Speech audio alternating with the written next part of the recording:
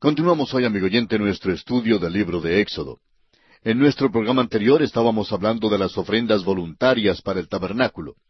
Y dijimos que no había ninguna imposición, ninguna exigencia sobre los israelitas, y que además del oro, la plata y el bronce, debían traer también otras cosas, como vimos en los versículos 6 al 9. Ahora, en aquel día no había tal cosa como la moneda corriente, la moneda de curso legal. El comercio se hacía por el método de trueque de mercancías. De modo que los israelitas estaban dando estas cosas para la obra del Señor. Y todavía hoy en día se puede servir al Señor de esta misma manera. Muchas personas creen que cuando se habla de ofrenda, siempre deben firmar un cheque. Ahora, no nos entienda mal, porque el dinero también se puede ofrendar. Pero el Señor acepta también las cosas que ofrendamos para su obra.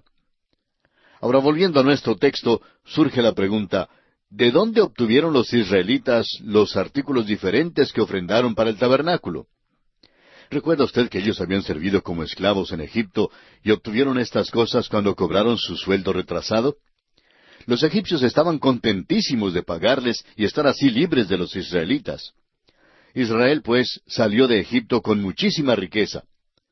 Resumiendo este asunto de las ofrendas voluntarias que los israelitas trajeron, el versículo 29 de este capítulo 35 de Éxodo nos dice, «De los hijos de Israel, así hombres como mujeres, todos los que tuvieron corazón voluntario para traer para toda la obra que Jehová había mandado por medio de Moisés que hiciesen, trajeron ofrenda voluntaria a Jehová».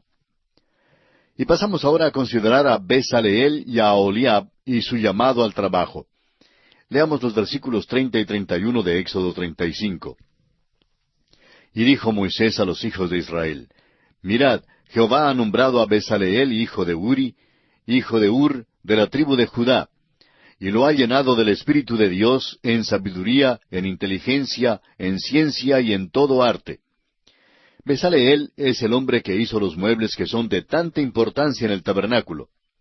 El versículo 34 dice, «Y ha puesto en su corazón el que pueda enseñar, así él como a Aholiab, hijo de Ahisamac, de la tribu de Dan». Dios dio a Bezaleel la habilidad de pasar a otros su don. Leamos ahora el versículo 35 de Éxodo 35. «Y los ha llenado de sabiduría de corazón, para que hagan toda obra de arte y de invención y de bordado en azul, en púrpura, en carmesí, en lino fino y en telar, para que hagan toda labor e inventen todo diseño». El tabernáculo era una cosa hermosa, era una joya en el desierto. No era grande como las tiendas grandes, sino más bien una construcción pequeña. Según el valor de los metales en nuestro tiempo, ha sido evaluado en unos $5 millones, lo que fue invertido en la construcción del tabernáculo. El valor podría ser aún más grande. El tabernáculo era la joya preciosa de Dios, un cuadro de su Hijo Jesucristo. Y aquí concluye el capítulo 35 de Éxodo. Y entramos en el capítulo 36. En este capítulo consideraremos los aspectos siguientes. Las ofrendas son entregadas a los trabajadores. La liberalidad del pueblo es suspendida. Las cortinas, la cubierta, el velo interior y el velo para la puerta. Este capítulo nos trae una vez más a las instrucciones dadas en cuanto al tabernáculo. Las instrucciones tienen mucha importancia porque el tabernáculo es el retrato del Hijo de Dios, Cristo Jesús. Lo revela a Él. Leamos el primer versículo de este capítulo 36 de Éxodo. «Así pues, Bezaleel y Aholiab, y todo hombre sabio de corazón, a quien Jehová dio sabiduría e inteligencia, para saber hacer toda la obra del servicio del santuario, harán todas las cosas que ha mandado Jehová». Aquí vemos que un gran número de hombres se ocuparon en la construcción del tabernáculo. Ahora el encargado era Bezaleel. Sigamos adelante y leamos el versículo 2 de Éxodo 36. «Y Moisés llamó a Bezaleel y a Aholiab y a todo varón sabio de corazón, en cuyo corazón había puesto Jehová sabiduría, todo hombre a quien su corazón le movió a venir a la obra para trabajar en ella». Note usted que aquí hay algo que es muy importante y esencial en la obra del Señor. Si es que usted está sirviendo de mala gana al Señor, no le sirva así. Dios no puede usar esa clase de actitud. Los que están construyendo el tabernáculo son hombres que están grabando unos muebles bellos que van a ser usados en la adoración del Señor. Esto no es para ellos simplemente una tarea. Ellos no están pendientes siempre de la hora de salida. No son miembros de ningún sindicato. No trabajan solamente durante ciertas horas de la semana y luego paran. No están construyendo el tabernáculo porque están obligados a trabajar. Durante los años pasados habían servido como esclavos y ahora una vez más están trabajando como si fueran esclavos, pero esta vez trabajan porque quieren trabajar de su propia voluntad. Note usted que sirven de buena gana. Y esa, amigo oyente, es la manera en la cual nosotros debemos servir al Señor. Una vez un predicador joven dijo a otro predicador más anciano, «A mí me gusta el ministerio, pero no me gusta predicar». Ante tal declaración, el predicador anciano le aconsejó salir del ministerio, porque el ministerio no es el lugar para el hombre a quien no le gusta mucho estudiar la palabra de Dios.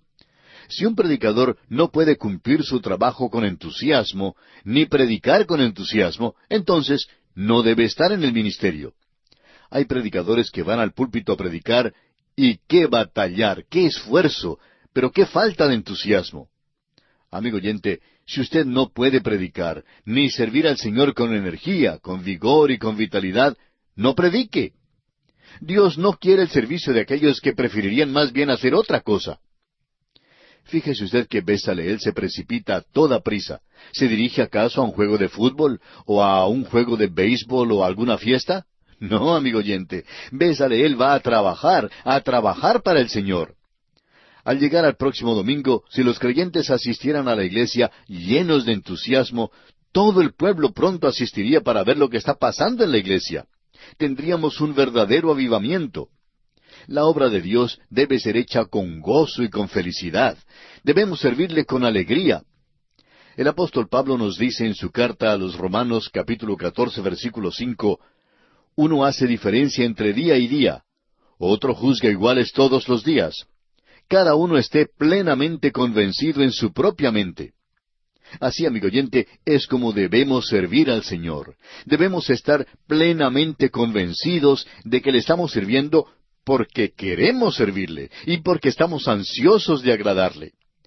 Una vez más, en su primera carta a los Corintios, capítulo 9, versículo 16, Pablo dice, «Pues si anuncio el Evangelio, no tengo por qué gloriarme, porque me es impuesta necesidad, y ay de mí si no anunciar el Evangelio».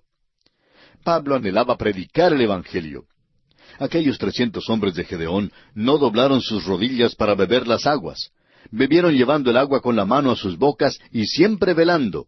Ellos decían, ¿dónde están aquellos madianitas? Queremos derrotarlos. El relato se encuentra en Jueces capítulo 7, versículos 5 al 7. Esta es la clase de entusiasmo que nos hace falta hoy en día en la iglesia, amigo oyente. Nos quedamos atollados con demasiados santos muertos, y quiero decir que están muertos ya antes de ser sepultados.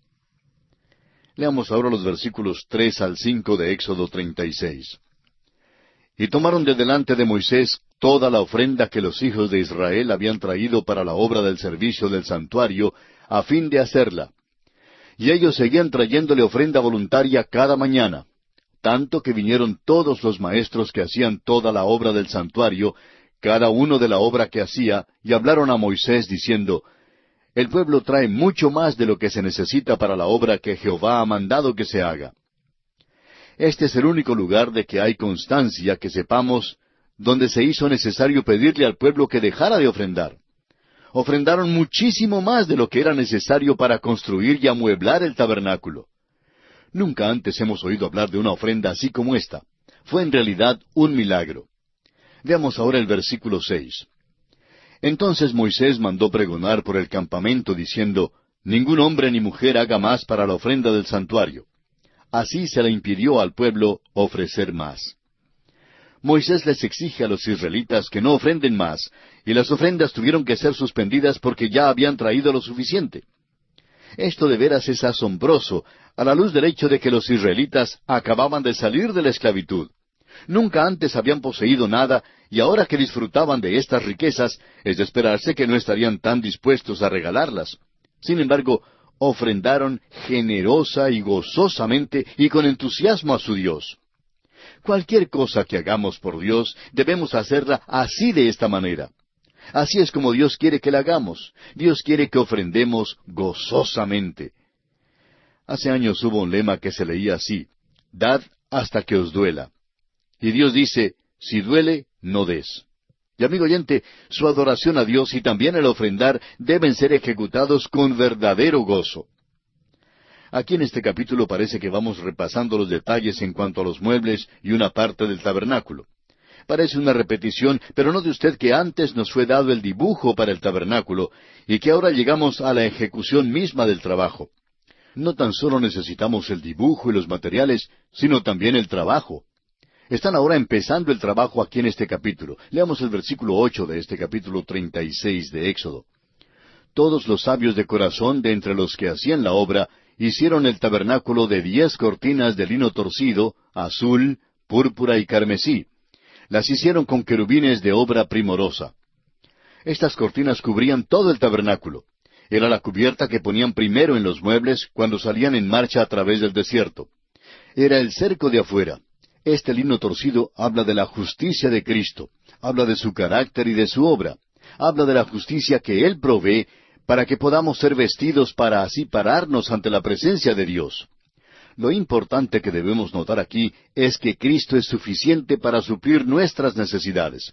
Es poderoso para salvarnos, es poderoso para librarnos y es poderoso para guardarnos. Y pasamos ahora a las tablas y las basas. Las cortinas de pelo de cabra, la cubierta de pieles de carneros teñidas de rojo, y las tablas y las basas también hablan de la persona de Cristo de una u otra manera. Ahora, la longitud del tabernáculo era de 30 codos, y su anchura de 10 codos, con 10 codos de altura. Era hecho de madera de acacia, y las tablas eran cubiertas de oro por todos lados. Las tablas tenían 1,5 codos de ancho. En la marcha por el desierto, estas tablas pesaban muchísimo. Todos los muebles eran llevados en los hombros de los sacerdotes de la tribu de Leví. Las tablas de oro estaban en posición vertical, pero cada una tenía ciertas basas que encajaban en basas de plata, y todo el tabernáculo reposaba sobre plata. La plata significa la redención. El tabernáculo estaba unido por barras. Ciertos anillos habían sido instalados en cada tabla, y cuando era levantado, estas varas se ajustaban y unían el tabernáculo. Era una construcción muy compacta.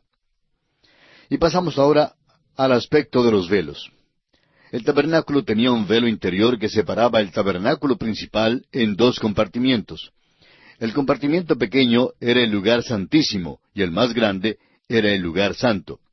Luego había el atrio, y alrededor de éste un cerco que tenía 5 codos de altura, 100 codos de largo y 50 codos de ancho. Todo hecho de lino torcido. Todo lo que había en el tabernáculo describe alguna parte de la persona o la obra del Señor Jesucristo. Y así concluimos nuestro estudio del capítulo 36 de Éxodo. Ahora, en el capítulo 37 se sigue dando la descripción del tabernáculo, el arca, el propiciatorio con los querubines, la mesa con sus utensilios, el candelabro, etc., el altar del incienso, el aceite santo de la unción y el incienso aromático. Todo lo que se menciona aquí, en este capítulo 37, ya ha sido tratado en los capítulos previos en el libro de Éxodo. En lugar de leer todo esto de nuevo, recapitularemos algunas de las cosas que consideramos de mayor importancia.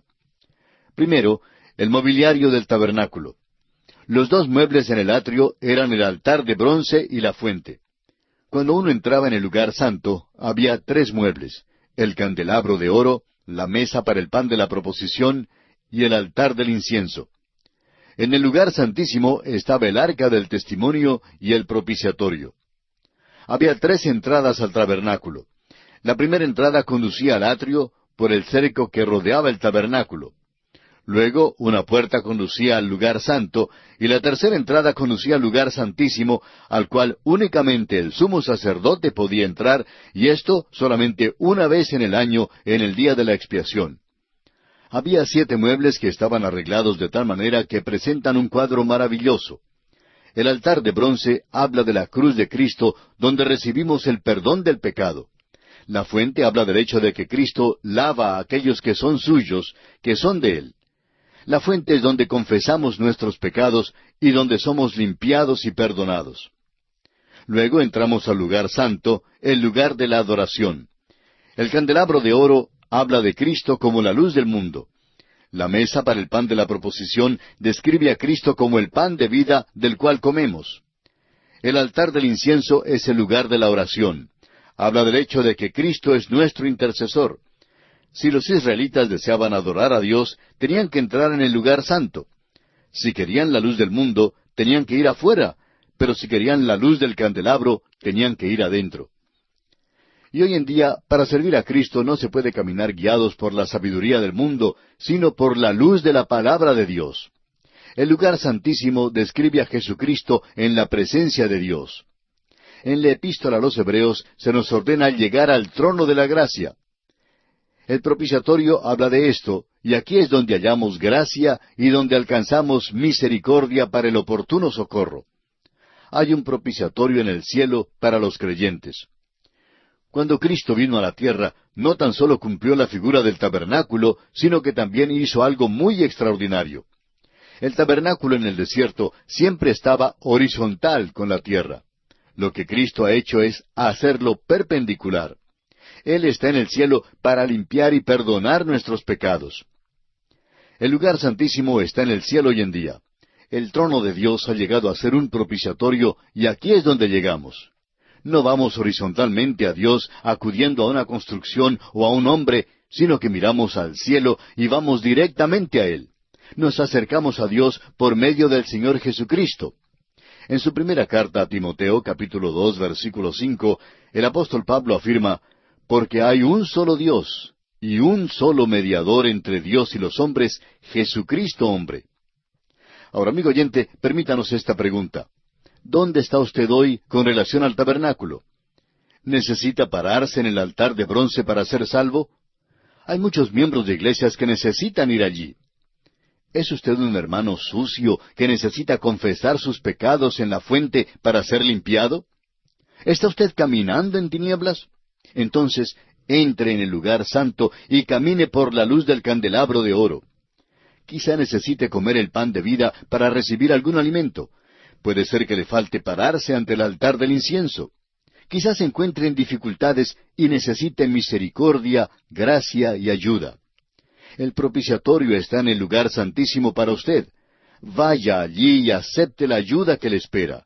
Dios quiere bendecirle y quiere guiarle.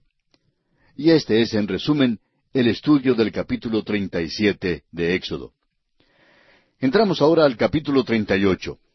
En este capítulo consideraremos el altar del holocausto, la fuente de bronce, el atrio y la cantidad de las ofrendas del pueblo. En este capítulo todavía estamos mirando al tabernáculo.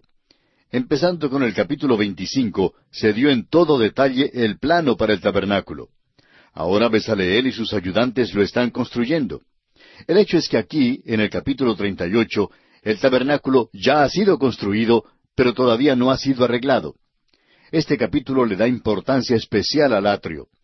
Cuando los israelitas se paraban durante su marcha a través del desierto, el tabernáculo era levantado en la arena. Las barras de oro eran puestas al lado y unidas por los anillos de las tablas, y así todo el tabernáculo se unía.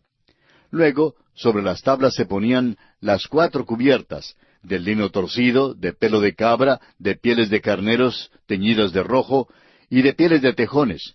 Estas cubiertas eran para su protección. La hermosura del tabernáculo tenía que ser vista desde adentro. Todo lo que había en su interior hablaba de la alabanza, de la adoración a Dios y de la bendición al individuo.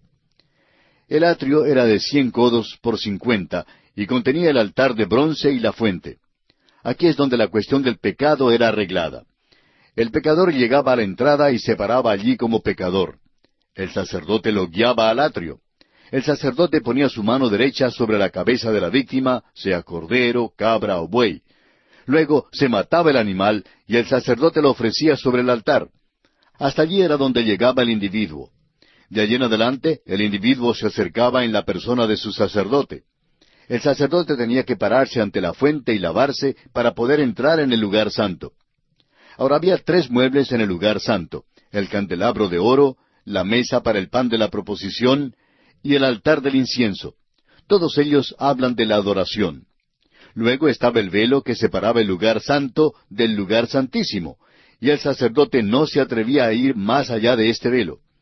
el arca del testimonio y el propiciatorio estaban en el lugar santísimo, y sólo el sumo sacerdote entraba en este cuarto por toda la nación y lo hacía una sola vez al año. Leamos ahora el primer versículo de este capítulo 38 de Éxodo. Igualmente hizo de madera de acacia el altar del holocausto, su longitud de 5 codos y su anchura de otros 5 codos, cuadrado y de 3 codos de altura. La altura del altar de bronce era igual a la altura del arca en el lugar santísimo. Era aquí donde la víctima era ofrecida y donde era juzgado el pecado. Era aquí donde el individuo o la nación llegaba para arreglar el problema del pecado. Cuando este altar fue construido, no se podía construir ningún otro altar. Este era el camino a Dios, y cualquier otro altar construido en cualquier otro lugar hubiera sido una blasfemia. Era un lugar prominente porque aquí la cuestión del pecado era arreglada. No podía haber tal cosa como la adoración ni la bendición, sino hasta cuando uno hubiera llegado al altar de bronce. Los cuernos en el altar hablan de la fuerza y la capacidad de Jesucristo para salvar. Hay muchas instrucciones y detalles en cuanto al acercamiento y cuidado de este altar. Debía haber ciertos calderos, varas y anillos, etc. Pero lo importante para recordar, sin embargo, es su función de arreglar el problema del pecado. Y aquí, amigo oyente, nos detenemos por esta ocasión.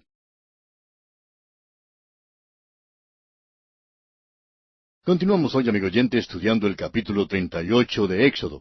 Vamos a proseguir nuestro estudio con el versículo 8. Leamos. También hizo la fuente de bronce y su base de bronce de los espejos de las mujeres que velaban a la puerta del tabernáculo de reunión. Los espejos de los cuales se habla aquí eran hechos de bronce muy pulido y brillante. En realidad las mujeres no han cambiado nada. También acostumbraban llevar espejos en aquel entonces. La fuente era hecha de estos espejos. Y el espejo, amigo oyente, representa la palabra de Dios. Es la Biblia que enseña al creyente su necesidad de limpieza. Y la fuente estaba allí precisamente con ese propósito, para el lavamiento. Tenemos hoy lo mismo hoy en día en nuestros cuartos de baño.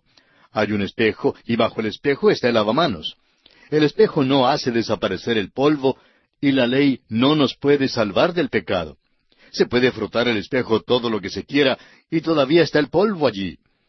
Pero hay un precioso manantial de sangre de Emanuel que purifica a cada cual que se sumerge en él. Leamos ahora los versículos 9 al 11 de este capítulo 38 de Éxodo. Hizo asimismo el atrio. Del lado sur, al mediodía, las cortinas del atrio eran de 100 codos, de lino torcido. Sus columnas eran 20, con sus 20 basas de bronce. Los capiteles de las columnas y sus molduras de plata. Y del lado norte, cortinas de 100 codos. Sus columnas 20, con sus 20 basas de bronce. Los capiteles de las columnas y sus molduras de plata. El lino torcido habla de la humanidad de Cristo y realmente separó al hombre de Dios. Un supuesto dirigente cristiano escribió en cierta ocasión un artículo en el cual decía que todo lo que era necesario para lograr la paz en el mundo era seguir las enseñanzas de Jesús, aun negando la deidad de Cristo. Bueno, eso no es verdad. No puede haber ninguna paz para el hombre aparte de la sangre derramada por Cristo Jesús. Aquel cerco de lino torcido impedía la entrada hacia Dios. Amigo oyente, no es la vida de Cristo la que nos salva, es la muerte de Cristo la que nos salva. Cuando hay predicadores que afirman falsamente ser ortodoxos y que dan un mensaje como ese, no es extraño que haya tanta confusión en el mundo hoy en día. La palabra de Dios es como un libro en cuadros. Si usted simplemente mira los cuadros y lee su palabra, puede entender que ni la vida ni las enseñanzas de Jesucristo le pueden salvar. En primer lugar, usted ni se aproxima al nivel de la vida ni de las enseñanzas de Jesucristo. Es una tontería parlotear ese tipo de enseñanza. Esto ha sido predicado excesivamente por el modernismo ya por muchos años y ha causado que nos encontremos en tantos apuros hoy en día. Ya es hora que alguien hable claro en cuanto a esto. Las enseñanzas de Cristo no pueden salvar a nadie, amigo oyente. La muerte de Cristo en la cruz del Calvario y su resurrección es lo que puede salvar al pecador. Las basas del tabernáculo propiamente dicho eran de plata, pero las basas del cerco eran de bronce.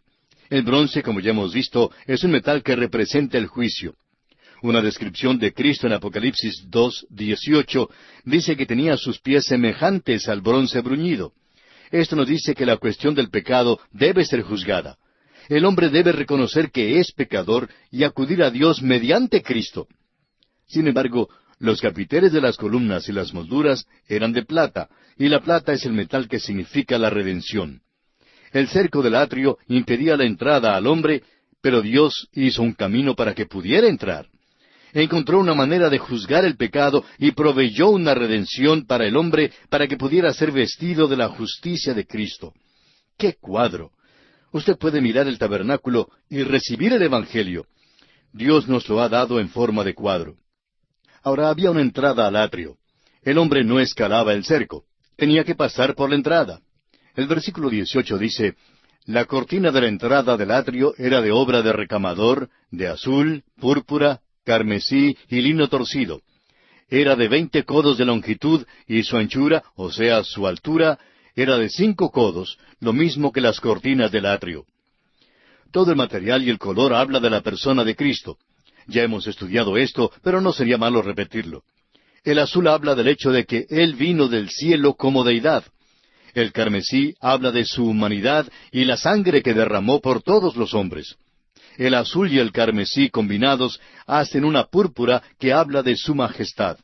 Él nació rey de los judíos. Ahora la entrada era tan alta como el cerco. Este cerco era de 2,5 metros de altura y sería difícil aún para un jugador de baloncesto mirar por encima. No se podía pasar al atrio sino solamente por medio de esta entrada.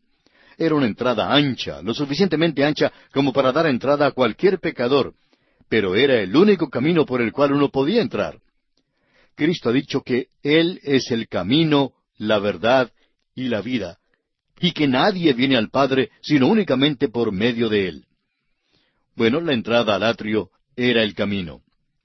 Cristo también dijo que si se va a adorar a Dios, hay que adorarle en espíritu y en verdad. Ahora, no es que queramos ser duros, pero la verdad es que usted, amigo oyente, no adora a Dios en una iglesia modernista. Debe adorarle en verdad. No le es posible negar la deidad de Cristo, ni el hecho de que Él murió por usted y a la vez adorarle. Lo que hace en verdad es insultar a Dios. Sería mucho mejor que muchos de los llamados cristianos no asistieran a ninguna iglesia. Su propia condición no es buena. Tampoco lo es la de la iglesia a la cual asisten, e insultan al Señor Jesucristo. Ahora permítanos dirigir su atención a la pregunta en cuanto al israelita individual. La nación de Israel es llamada hijo. Dios nunca llamó al individuo hijo. La pregunta se hacía y todavía se hace hoy, ¿quién es judío? ¿Es judío uno que ha nacido judío? ¿O le hace judío su religión? En el Antiguo Testamento le era necesario ser nacido así para poder ser judío. Ahora Dios ha dado una provisión para que todos puedan ser redimidos, sean judíos o no, lo que significa que cada individuo debe renacer. Veamos ahora el costo del tabernáculo. Leamos los versículos 25 y 26 de Éxodo 38. Y la plata de los empadronados de la congregación fue 100 talentos y 1,775 siclos, según el siclo del santuario. Medio siclo por cabeza, según el siclo del santuario. A todos los que pasaron por el censo de edad de 20 años arriba, que fueron 603,550. Estas son las medidas, y no le podemos decir qué significan, pero no es importante que lo sepamos. Lo importante es el mensaje espiritual. Los judíos trajeron plata porque era el metal de la redención. Cada israelita tenía que ser redimido para ser aceptado. Nosotros hemos sido redimidos con la preciosa sangre de Cristo, la cual es más preciosa que la plata o el oro. Ahora bien, cada individuo israelita no era salvo. Solo un remanente de la nación fue salvo. De la misma manera, no todos los miembros de las iglesias hoy en día son salvos. Solamente unos pocos se salvan. Un hombre rico, miembro de una iglesia, confesó que por muchísimo tiempo él y su esposa habían estado jugando a la iglesia. Dijo él, nos sentamos con los otros hipócritas. Ninguno de nosotros éramos renacidos, simplemente fingíamos ser cristianos. Antes de la puesta del sol nos emborrachábamos. Y amigo oyente, muchos viven así como este hombre vivía. pero Dios nos dice que tenemos que ser redimidos para ser aceptables delante de Él. Leamos ahora el versículo 27 de Éxodo, capítulo 38. Hubo además 100 talentos de plata para fundir las basas del santuario y las basas del velo. En 100 basas, 100 talentos, a talento por basa. Las basas fueron hechas del dinero de redención. Aquí es donde el tabernáculo propiamente dicho fue puesto. Se apoyaba sobre plata, se apoyaba sobre la redención. Y cada individuo tendrá que aceptar personalmente la redención que hay en Cristo Jesús. Usted, amigo oyente, tiene que pagar el precio de la redención. Ahora, ¿cuál es el precio? Para usted, la única condición es que debe tener sed. ¿Quisiera usted beber el agua de la vida? Es gratis. La salvación es gratis, pero no es barata. Le costó a Dios todo. Dio al mundo su Hijo único para morir en la cruz y pagar así el precio de nuestra redención. Somos redimidos por la sangre de Cristo. En el desierto, la redención fue impuesta a la nación de Israel, pero al entrar ellos en la tierra, si querían ser contados con los redimidos, tenían que pagar el precio de la redención. Gracias a Dios que ya ha sido pagado el precio por nosotros. No cuesta ningún dinero, no tiene ningún precio, pero usted debe tener sed de ella. Amigo oyente, ¿quiere usted ser salvo? ¿Reconoce usted que le falta algo y que es pecador? Entonces venga, el precio ya ha sido pagado. Cristo ya ha derramado su preciosa sangre por usted. Le permite venir a Dios y ser aceptado por Él mediante Cristo. Y así concluimos nuestro estudio del capítulo 38 del libro de Éxodo. Nos encontramos ahora en el capítulo 39. En este capítulo veremos las vestiduras del ministerio y los ornamentos del sumo sacerdote, el efod, el pectoral, el manto y la túnica, la mitra, etc. Todo esto es visto y aprobado por Moisés. Aarón era el sumo sacerdote y todas las vestiduras que él llevaba hablaban de la persona de Cristo. Ya nos han dado el modelo para estas vestiduras. Leamos los primeros 2 versículos de este capítulo 39 de Éxodo. Del azul, púrpura y carmesí hicieron las vestiduras del ministerio para ministrar en el santuario, y asimismo hicieron las vestiduras sagradas para Aarón, como Jehová lo había mandado a Moisés. Hizo también el efod de oro, de azul, púrpura, carmesí y lino torcido. Estas vestiduras son llamadas sagradas. Estaban tejidas de un modo bastante raro. Ninguna de las vestiduras del sumo sacerdote era ordinaria o simple. En este capítulo también son llamadas vestiduras de gloria de hermosura. Se le da gran énfasis a la mitra que Aarón llevaba en su cabeza con la inscripción Santidad a Jehová. Fundamentalmente se vistió Aarón de la misma ropa que los otros sacerdotes llevaban. Llevaba una vestidura de lino blanco sobre algo como pantalones porque su desnudez no debía ser revelada, aunque al parecer servían descalzos en el tabernáculo. En el gran día de la expiación, cuando Aarón llevaba la sangre al lugar santísimo, ponía a un lado todas sus vestiduras de hermosura y de gloria, y llevaba solo las vestiduras simples de afuera. El lino blanco que llevaban los sacerdotes habla de justicia. Y el profeta Isaías nos dice en su profecía, capítulo 52, versículo 11, Apartaos, apartaos, salid de ahí, no toquéis cosa inmunda, salid de en medio de ella, purificaos los que lleváis los utensilios de Jehová. Dios todavía dice esto. No creemos que Dios use a un predicador pecaminoso, ni a un maestro pecador, ni a un laico que peca, no importa lo brillante o talentoso que sea. No hacen nada para Dios, porque Él no aceptará su obra. Están edificando con madera, heno y hojarasca. Debemos ser vestidos de la justicia de Cristo y luego vivir una vida que apoye eso.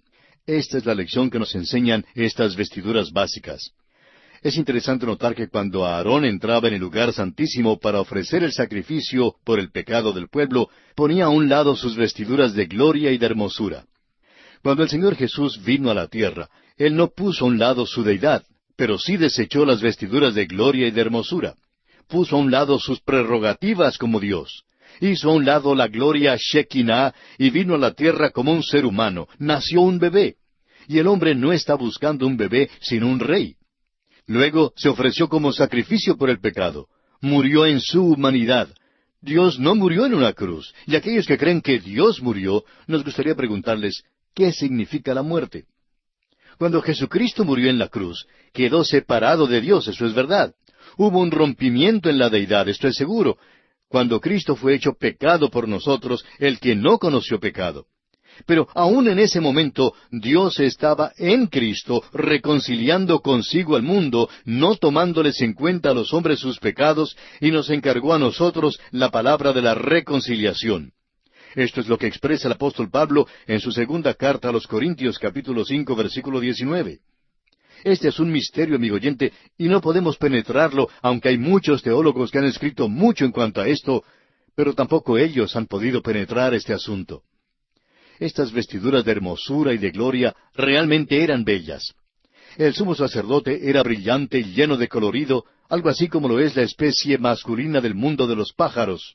Llevaba el efod, que tenía 2 piedras, una en cada hombro, con 6 de los nombres de las tribus en una piedra y 6 en la otra. Eso hablaba de la fuerza y habilidad o capacidad de nuestro Señor. Cuando una oveja se pierde, nuestro gran Salvador la busca, la pone en sus hombros y la trae de nuevo al redil. Gracias a Dios que tenemos a un Salvador que nos puede poner en sus hombros y traernos sin peligro al redil.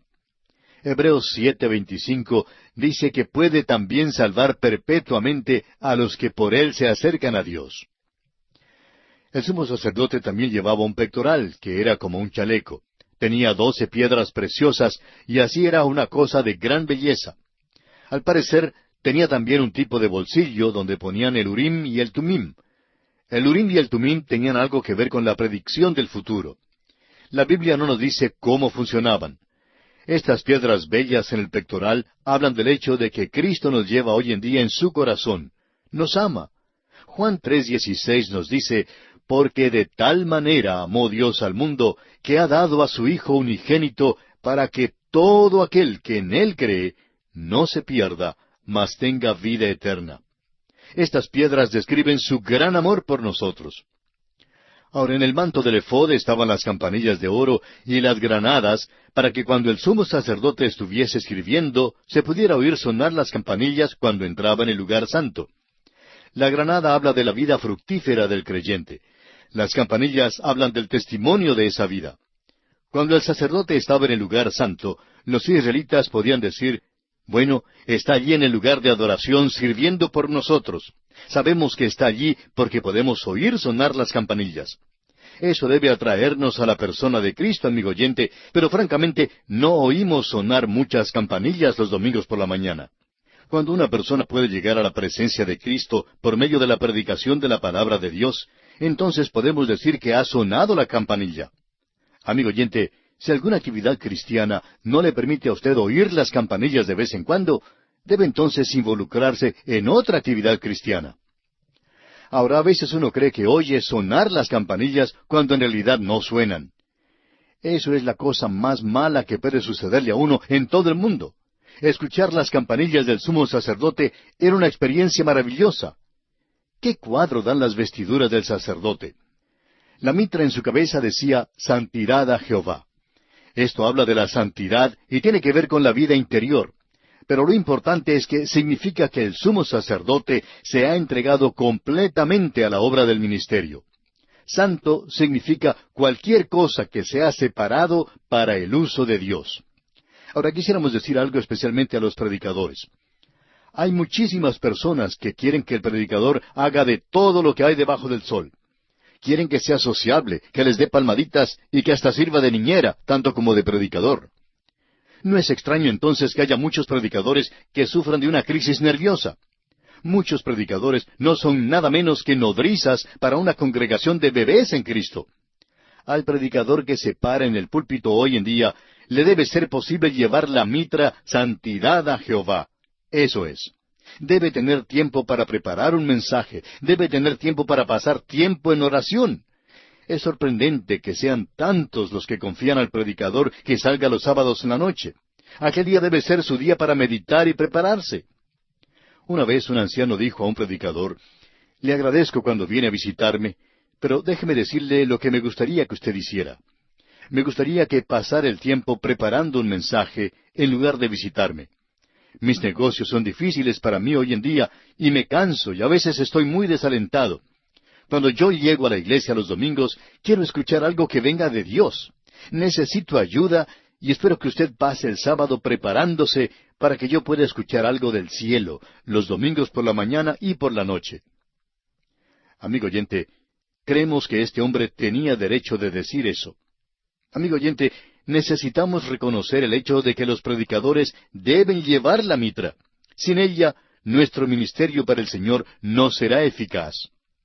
Y así, amigo oyente, concluye nuestro estudio del capítulo 39 de Éxodo.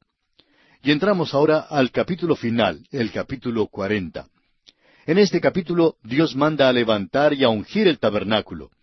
Aarón y sus hijos deben ser santificados y una nube cubre el tabernáculo. En este capítulo se está levantando el tabernáculo. Queremos considerar una sola cosa porque ya hemos considerado el mobiliario y las vestiduras del sacerdote. Cuando Moisés mandó levantar el tabernáculo en el campamento de Israel, algo asombroso sucedió. Leamos los versículos 34 al 38 de este capítulo 40 de Éxodo. Entonces una nube cubrió el tabernáculo de reunión, y la gloria de Jehová llenó el tabernáculo. Y no podía Moisés entrar en el tabernáculo de reunión, porque la nube estaba sobre él, y la gloria de Jehová lo llenaba. Y cuando la nube se alzaba del tabernáculo, los hijos de Israel se movían en todas sus jornadas. Pero si la nube no se alzaba, no se movían hasta el día en que ella se alzaba.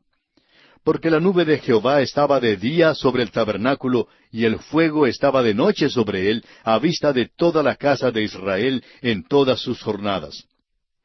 Cuando el apóstol Pablo trata de identificar a los israelitas en el libro de Romanos, él dice, ¿quiénes son israelitas? Una de las cosas que los puso aparte de las demás gentes era la gloria Shekinah.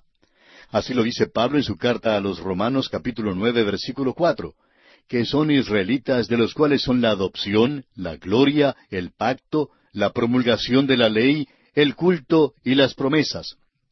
Los israelitas fueron los únicos que disfrutaron de la gloria de Dios, es decir, la presencia visible de Dios. Ella los guiaba a través del desierto. La nube se elevaba en la mañana si tenían que viajar en ese día. Si no se elevaba, los israelitas debían quedarse en el campamento. No trataban de viajar en ese día. Nunca viajaban según su propia sabiduría ni juicio. No votaban en cuanto a si debían viajar o no, y Moisés tampoco hacía la decisión. La nube decidía el asunto. A veces decimos en nuestras iglesias que Cristo es la cabeza de la iglesia. ¿Qué le parece la iglesia suya? ¿Es Cristo la cabeza de su iglesia? ¿Estamos siguiendo la nube hoy en día o metemos a un hombre en la junta directiva de la iglesia por razón de que es un buen negociante? Se oye decir a las personas hoy, quiero hablar con mi pastor en cuanto a este problema. Quiero decirle lo que debe hacer.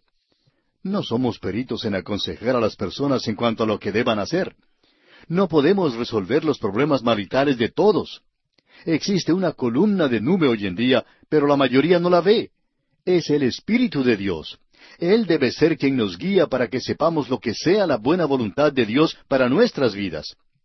¿Cómo descuidamos esto a veces? Siempre estamos acudiendo a algún humano o a algo fuera de Dios para recibir ayuda.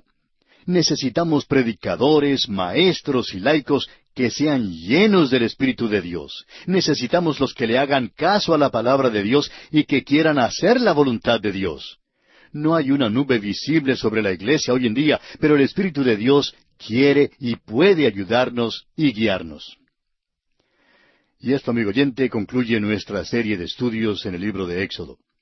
Principiamos con la tenebrosidad de los ladrillares de Egipto y terminamos con la presencia gloriosa del Señor en el tabernáculo. Fue su presencia lo que guiaba a los israelitas por el desierto. Y Dios quiere librarle a usted, amigo oyente, de la tenebrosidad de la esclavitud del pecado y traerle a la gloria de su presencia y al mismo centro de su voluntad, donde Él puede guiarle. ¡Qué libro más maravilloso es Éxodo! Dios nos guía de Egipto para traernos a una buena tierra. Le aconsejamos, amigo oyente, para su propio beneficio espiritual, que lea una vez más todo el libro de Éxodo. Y diríamos que el versículo clave de este libro se encuentra en el capítulo 20, versículo 2, donde leemos, Yo soy Jehová tu Dios, que te saqué de la tierra de Egipto, de casa de servidumbre. Es nuestra oración que Dios haya sacado su alma de la esclavitud del pecado y le haya trasladado al reino de su amado Hijo, Jesucristo.